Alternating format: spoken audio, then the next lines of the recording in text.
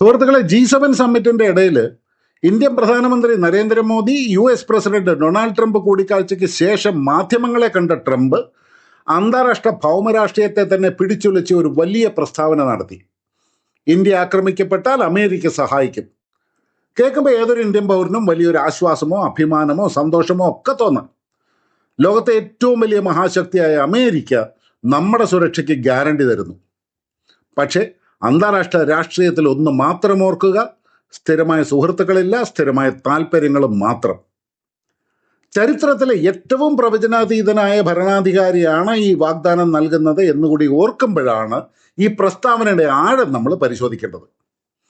China അതിർത്തിയിൽ പല്ലളിച്ച് നിൽക്കുമ്പോൾ, പാകിസ്ഥാൻ എപ്പോഴും ഒരു ഭീഷണിയായിട്ട് തുടരുമ്പോൾ ട്രംപിൻ്റെ ഈ വാഗ്ദാനം ഇന്ത്യക്ക് വിശ്വസിക്കാമോ? അതോ ഇതൊരു തന്ത്രപരമായ ചതിക്കുഴിയാണോ? മുൻപ് നമ്മൾ കരുതിയിരുന്നത് കോടിക്കണക്കിന് ഡോളറിന്റെ ആയുധങ്ങൾ ഇന്ത്യ വാങ്ങുന്നത് കൊണ്ട് ട്രംപ് ഇന്ത്യയെ കൈവിടില്ല എന്നാണ്. എന്നാൽ നമ്മുടെ തേജസ് വിമാനങ്ങളുടെ GE എഞ്ചിനുകളും അപ്പാച്ചെ ഹെലികോപ്റ്ററുകളും ഇന്ന് നമുക്ക് നൽകുന്ന സൂചനകൾ മറ്റൊന്നാണ്. എല്ലാവർക്കും നമസ്കാരം. ഞാൻ ചൈതന്യ ഡിഫൻസ് ആൻഡ് ജിയോ പൊളിറ്റിക്സിലേക്ക് സ്വാഗതം. ട്രംപ് ഈ പ്രസ്താവന 2026 ജൂണിൽ വെറുതെ നടത്തിയതല്ല. ഇതിന്റെ പിന്നിൽ 3 വ്യക്തമായ ഭൗമരാഷ്ട്രീയ ലക്ഷ്യങ്ങളുണ്ട്. ഒന്നാമത്തേത് ഏഷ്യ പസഫിക് മേഖലയിലെ ചൈനയുടെ കടന്നുകയറ്റം തന്നെയാണ്. ഈ 2026 ചൈന തങ്ങളുടെ 3ാമത്തെയും 4ാമത്തെയും യുദ്ധക്കപ്പലുകൾ തായ്വാൻ കടലിടുക്കിലും ഇന്ത്യൻ മഹാസമുദ്രത്തിലും വിന്യസിച്ചുകൊണ്ട് വലിയ ഭീഷണിയാണ് ഉയർത്തിയത്. ചൈനയെ തളയ്ക്കണമെങ്കിൽ അമേരിക്കയ്ക്ക് ഇന്ത്യ എന്ന ഭീമൻ ശക്തിയുടെ സഹായം അനിവാര്യമാണ്. ക്വാഡ് സഖ്യത്തിൽ ഇന്ത്യ സജീവമായിട്ട് നിൽക്കണമെങ്കിൽ ഇന്ത്യക്ക് ഇത്തരം വലിയ വാഗ്ദാനങ്ങൾ നൽകേണ്ടത് വാഷിംഗ്ടന്റെ ആവശ്യമാണ്. രണ്ടാമത്തെ ഘടകം ട്രംപിന്റെ വ്യക്തിപരമായ ശൈലിയാണ്. ട്രംപ് വിദേശ നയത്തെ കാണുന്നത് ഒരു റിയൽ എസ്റ്റേറ്റ് ഡീല് പോലെയാണ്. അദ്ദേഹം പ്രസ്താവനയിൽ തന്നെ പറഞ്ഞു, ഇന്ത്യ അമേരിക്കയിൽ ഒരുപാട് പണം ചെലവഴിക്കുന്നുണ്ട്. അതായത് ഇന്ത്യ വാങ്ങുന്ന കോടിക്കണക്കിന് ഡോളറിന്റെ അമേരിക്കൻ ആയുധങ്ങൾക്കുള്ള ഒരു ആഫ്റ്റർ സെയിൽസ് സർവീസ് റിവാർഡ് മാത്രമാണ് ഈ സുരക്ഷാ വാഗ്ദാനം.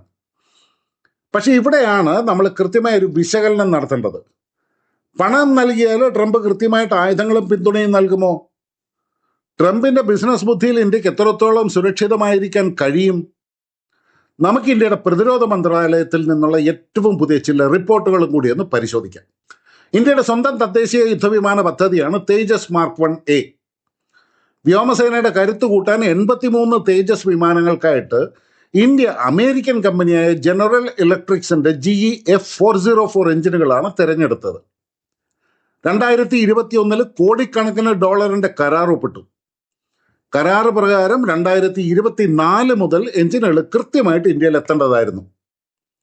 2026 മാർച്ച് മാസത്തോടെ വലിയൊരു ബാച്ച് എഞ്ചിനുകൾ HALന് ലഭിക്കേണ്ടതുമായിരുന്നു. എന്നാൽ യാഥാർത്ഥ്യം എന്താണ്? 2026 പകുതിയായിട്ടും ഇന്ത്യക്ക് ലഭിച്ചത് വെറും 6 എഞ്ചിനുകൾ മാത്രമാണ്. എഞ്ചിനുകൾ വരാത്തത് മൂലം കോടിക്കണക്കിന് രൂപ ചെലവിട്ട് HAL നിർമ്മിച്ച തേജസ് വിമാനങ്ങളുടെ ബോഡി എഞ്ചിനില്ലാതെ ഫാക്ടറിയിൽ നിർമ്മിതമായിട്ട് കിടക്കുകയാണ്. വ്യോമസേനയുടെ സ്ക്വാഡ്രൺ ശേഷി ചരിത്രത്തിലെ ഏറ്റവും താഴ്ന്ന നിലയിലേക്ക് കൂപ്പുകുത്താൻ ഈ ഒരൊറ്റ കാലതാമസവും കാരണമായിട്ടുണ്ട്. എന്തുകൊണ്ടാണ് അമേരിക്ക ഈ കാലതാമസം വരുത്തിയത്? അവർ പറയുന്ന ന്യായം സപ്ലൈ ചെയിൻ പ്രശ്നങ്ങളെന്നാണ്. എന്നാൽ ഇതിന്റെ പിന്നിൽ അമേരിക്കയുടെ DPAS അഥവാ defence priorities and allocation system എന്ന നിയമമുണ്ട്. അമേരിക്കയ്ക്ക് ഒരു പ്രതിരോധ പ്രതിസന്ധി ഉണ്ടായാൽ അവർ പണം വാങ്ങി മറ്റു രാജ്യങ്ങൾക്ക് നൽകാനുള്ള ആയുധങ്ങളും എഞ്ചിനുകളും പൂഴ്ത്തിവെക്കും. അത് സ്വന്തം സൈന്യത്തിന് ആദ്യം നൽകും. അതായത് ഇന്ത്യ പൂർണ്ണമായിട്ട് പണം നൽകിയ കരാറാണെങ്കിൽ പോലും അമേരിക്കയുടെ ആഭ്യന്തര താല്പര്യങ്ങൾക്ക് മുമ്പിൽ ഇന്ത്യയുടെ സുരക്ഷ 2ാം സ്ഥാനത്ത് മാത്രമാണ്. ഇനി രണ്ടാമത്തെ ഉദാഹരണം നോക്കാം. ഇന്ത്യൻ ആർമിക്ക് വേണ്ടി വാങ്ങിയ അപ്പാച്ചെ അറ്റാക്ക് ഹെലികോപ്റ്ററുകൾ. ബോയിങ് കമ്പനിയിൽ നിന്നും 6 അപ്പാച്ചെ ഹെലികോപ്റ്ററുകൾ വാങ്ങാനായിട്ട് ഇന്ത്യ കരാർ ഒപ്പിട്ടത് 2020 2024 മെയ് മാസത്തിൽ അവ ഇന്ത്യൻ മണ്ണിൽ തൊടേണ്ടതായിരുന്നു. എന്നാൽ 15 മാസത്തിലധികം കാലതാമസം വരുത്തി 2025 ഡിസംബറിലാണ് ഈ ഹെലികോപ്റ്ററുകൾ ഇന്ത്യക്ക് ലഭിച്ചത്. ഇതിന് അമേരിക്ക പറഞ്ഞ കാരണങ്ങൾ പലതായിരുന്നു. പശ്ചിമേഷ്യയിലെ യുദ്ധ സാഹചര്യങ്ങൾ കാരണം US സൈന്യത്തിന് കൂടുതൽ ഹെലികോപ്റ്ററുകൾ വേണ്ടി വന്നു. കൂടാതെ തുർക്കി തങ്ങളുടെ വ്യോമപാതയിലൂടെ ഈ ഹെലികോപ്റ്ററുകൾ കൊണ്ടുപോകാൻ സമ്മതിച്ചില്ല എന്നൊക്കെയാണ്.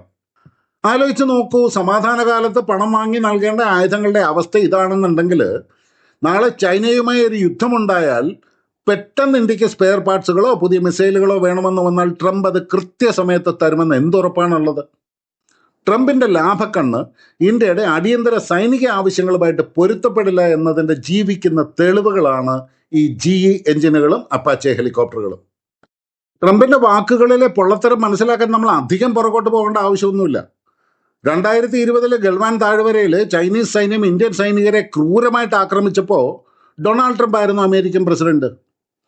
ഇന്ത്യ ആക്രമിക്കപ്പെട്ട ആ കനത്ത സാഹചര്യത്തിൽ ട്രംപ് എന്ത് ചെയ്തു? അമേരിക്കൻ സൈന്യത്തെയോ ആയുധങ്ങളെയോ അയച്ചോ? ഇല്ലല്ലോ. ആ സമയത്ത് ക്വാഡ് പോലും അങ്ങേയറ്റം സ്ട്രോങ് ആയിട്ടിരിക്കുന്ന ഒരു സമയമായിരുന്നു. അന്ന് ട്രംപ് മാധ്യമങ്ങളുടെ മുന്നിൽ വന്ന് പറഞ്ഞത് ഇന്ത്യയും ചൈനയും തമ്മിൽ വലിയ പ്രശ്നമുണ്ട്, ഞാൻ അവർക്കിടയിൽ മധ്യസ്ഥത വഹിക്കാൻ തയ്യാറാണ് എന്നായിരുന്നു. അതായത് ഇന്ത്യയുടെ മണ്ണിൽ കടന്നു കയറിയ ചൈനയെ തള്ളി പറയാൻ പോലും അന്ന് ട്രംപ് തയ്യാറായില്ല. ചൈനയെയും ഇന്ത്യയും ഒരേ തട്ടിൽ നിർത്തി ഒരു ഡീൽ ഉണ്ടാക്കാനാണ് അന്ന് ട്രംപ് ശ്രമിച്ചത്.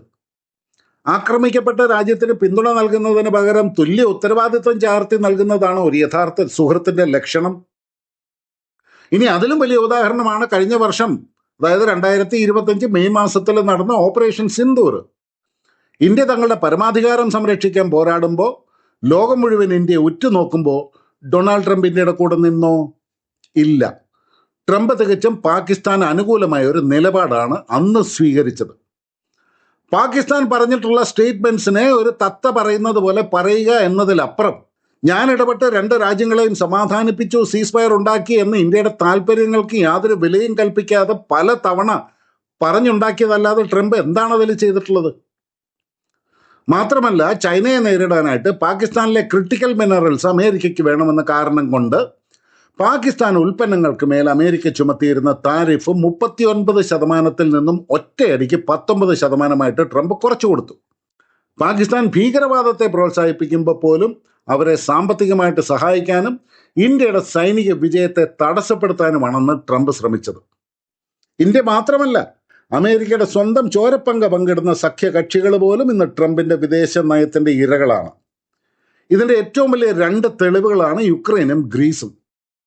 റഷ്യ യുക്രൈൻ യുദ്ധത്തിൽ അമേരിക്ക യുക്രൈന് കോടിക്കണക്കിന് ഡോളറിന്റെ സഹായം നൽകുമെന്നായിരുന്നു വാഗ്ദാനം. എന്നാൽ ട്രംപ് അധികാരത്തിൽ വന്ന ഉടൻ ഈ യുദ്ധം അമേരിക്കയ്ക്ക് സാമ്പത്തിക ബാധ്യതയാണെന്നും പറഞ്ഞ് ഒറ്റയടിക്ക് എല്ലാ സൈനിക സഹായങ്ങളും പിൻവലിച്ചു. 2026 ഇപ്പോഴത്തെ ഏവിയാൻ ഉച്ചകോടിയിൽ ഫ്രഞ്ച് പ്രസിഡന്റ് ഇമ്മാനുവൽ മാക്രോൺ പരസ്യമായിട്ട് പറഞ്ഞത് ട്രംപ് റഷ്യയുടെ നിബന്ധനകൾക്ക് മുന്നിൽ യുക്രൈനെ പൂർണ്ണമായിട്ടും അബാൻഡൻ ചെയ്തു എന്നാണ്. ഇനി ഗ്രീസിന്റെ കാര്യം നോക്കാം.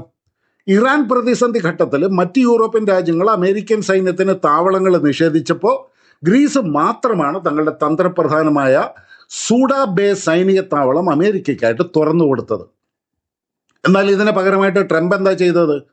ഗ്രീസിനെ പിടിച്ചെടുക്കുമെന്നുള്ള ഭീഷണിയല്ലേ അവർക്ക് നൽകിയത്? ആലോചിച്ച് നോക്കൂ, സ്വന്തം താവളങ്ങൾ നൽകി സഹായിച്ച ഒരു നാറ്റോ കക്ഷിയെ പോലും ഭീഷണിപ്പെടുത്തുന്ന വൻ തുകകൾ വാങ്ങി യുക്രൈനെ റഷ്യയുടെ മുമ്പിലേക്ക് ഇട്ടുകൊടുത്ത ഒരു ഭരണാധികാരിയെയാണോ ഇന്ത്യ വിശ്വസിക്കേണ്ടത്? ട്രംപിന് അന്താരാഷ്ട്ര തലത്തിൽ ഒരു രാജ്യത്തോടും ശാശ്വതമായ സൗഹൃദമില്ല.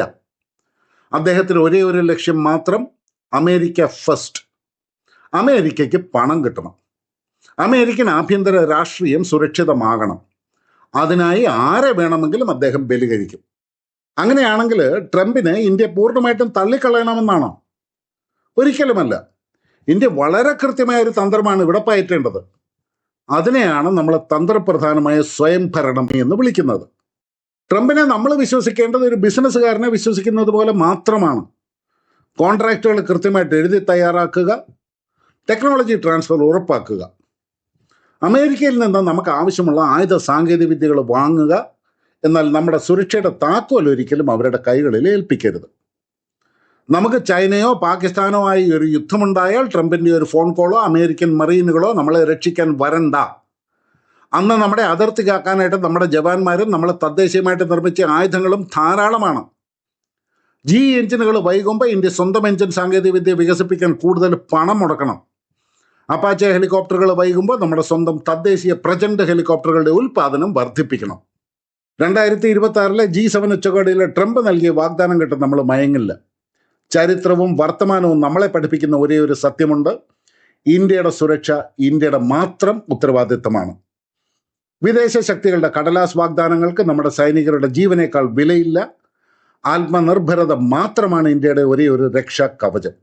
സുഹൃത്തുക്കളെ, ഈ വിഷയത്തിൽ നിങ്ങളുടെ അഭിപ്രായങ്ങൾ താഴെ കമന്റ് ചെയ്യുക. കൂടുതൽ ജിയോ പൊളിറ്റിക്കൽ വാർത്തകൾക്കായിട്ട് ഈ ചാനൽ ഒന്ന് സബ്സ്ക്രൈബ് ചെയ്യുക. വീഡിയോ ലൈക്ക് ചെയ്യാനും ഷെയർ ചെയ്യാനും മറക്കരുത്. വീണ്ടും കാണാം. നന്ദി, നമസ്കാരം, ജയ് ഹിന്ദ്, ഭാരത് മാതാ കി ജയ്.